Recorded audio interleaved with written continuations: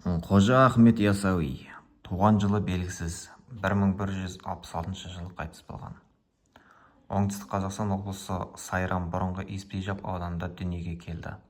Ясыда, қазіргі Түркістанда өмір сүрген. Ол ақын, ойшыл, ұстаз, түркі жұртына имандылық нұрын шашқан діни ағартушы сопылардың пірі. 7 жасында Арыстанбапты рухани ұстазы әрі пір тұтқан. 27 жасында Бұхараға барып, Юсуп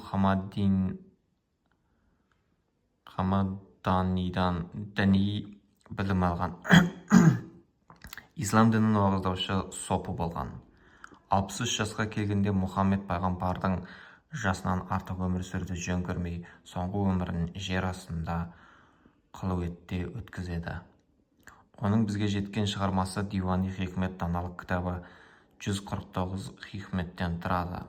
Кітап түрік тілінде араб әліпбиімен жазылған. Еңбек даналыққа, адалдыққа, кішіпейілділікке, имандылыққа шақырады. Оларды 63-70 жас аралығында жазған. Дивани хикметте 63 жасқа дейінгі өз өмірі суреттелген. 1878 жылы алғаш рет басылып шықты. Түркістан қаласында жерленген. 14 ғасыр аяғында Ақсақ Темір оның басына кесене орнаттырды.